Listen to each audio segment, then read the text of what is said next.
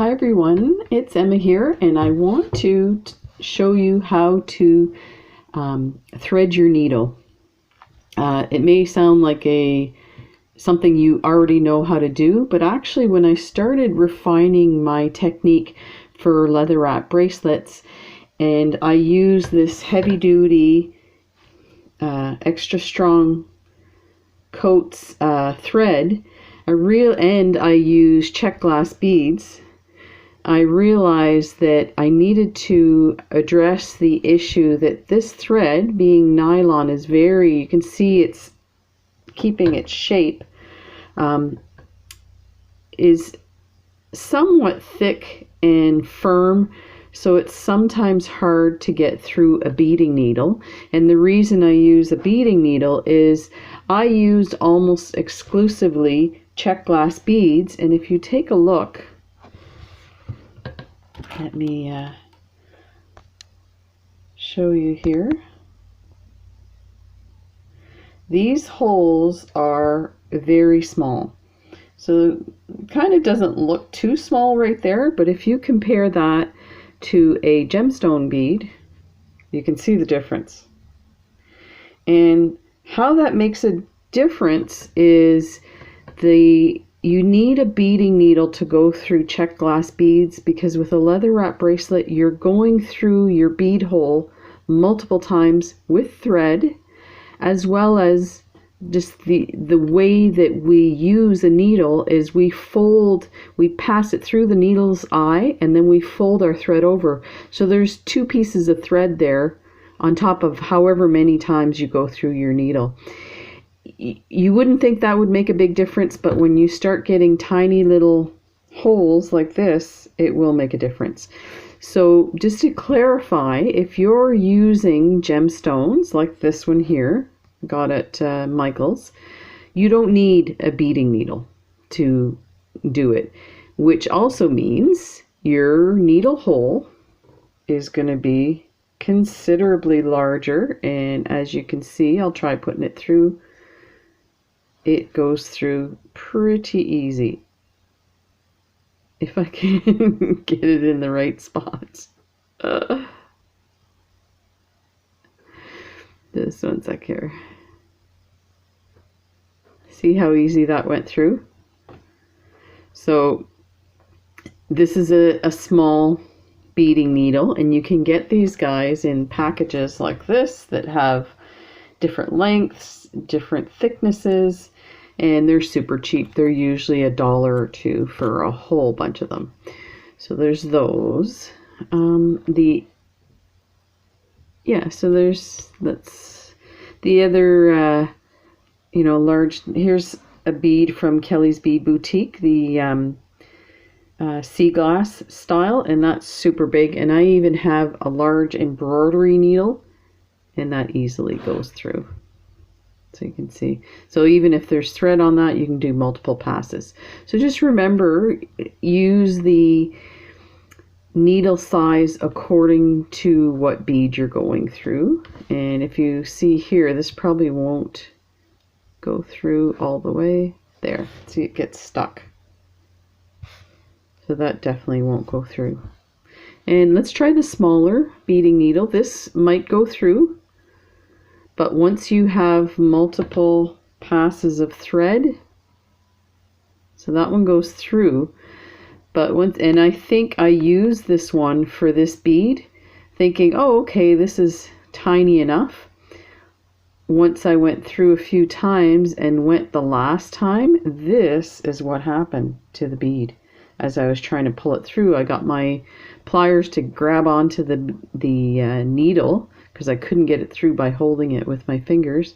And when I pulled it through, this lovely thing happened. And that's so frustrating, because now you have to take this off, try and get your thread back out, and often it's your whole needle and thread is stuck in there by now. So just be careful. That's why you need a beading needle to go through Czech glass beads. So let me go ahead and show you the beading needles. So again, you might be able to get through, but this, like I said, that's what happened with this one. So I am going to set these aside. Now, initially I was using these. Let me open this up. I was using these needles from Kelly's Bead Boutique, so it's $2 for 6 needles. And you see I have a 10 and a 12. There is an 11 in between that, and that's what I was using, the 11s. And the only reason I don't have the packaging is because I go through them so much. My needles end up all bent and everything because I use them a lot. It usually goes through maybe 10 4-wrap bracelets before I need to change my needle. They don't break or anything, they just get all bent and out of shape. So that's a super inexpensive way, but here's the issue with, you see, now this one is a gold eye, and I did find that the gold eyes are a little simpler to thread, but it's still, you can see how thick the thread is on either side of that and how it's flattening the thread. So the best way to thread your needle is to take your fingernails. First of all, get a straight cut on your thread. Actually, let me bring it up here. Get a straight cut on your thread. Let's do that because that's, so make a straight cut, not an angled cut. Okay. And then take your fingernails and pull it through to flatten that, like that. And to thread, what you need to do is pinch your thread between your fingers. I'm going to do it with a bigger needle just for the sake of showing you.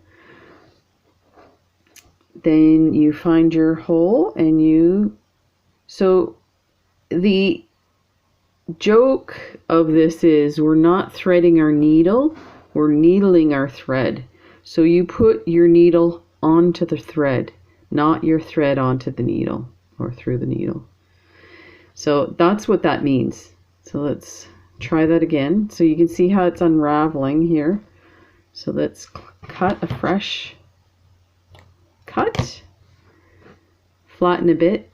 Now I just have to say, the way my mother taught me how to flatten the thread was to take it between your teeth and pull the same as you do with your nails and kind of wet and lick the end a bit.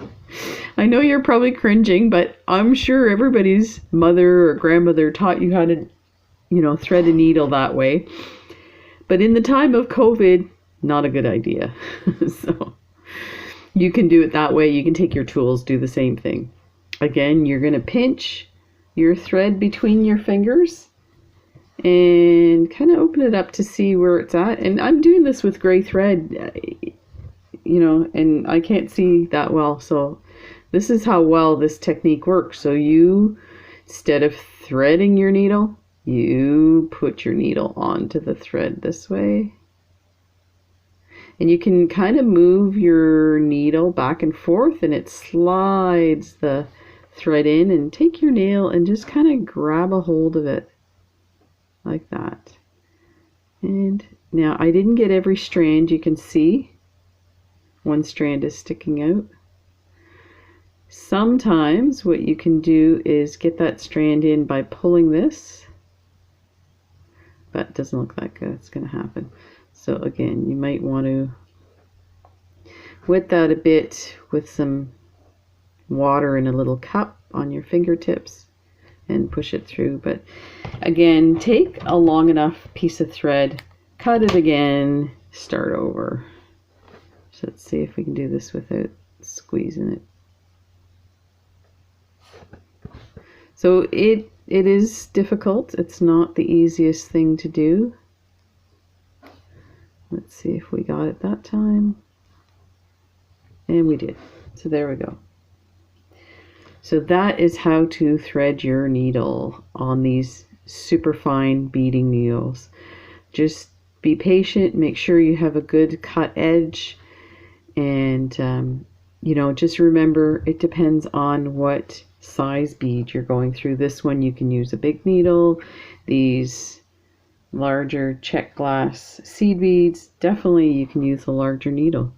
So just remember, you don't want this to happen. You don't want to get stuck in your leather and whatnot that you're using. So that's how to thread a needle. I hope this was helpful. If you have any questions, just let me know. Talk to you later. Bye.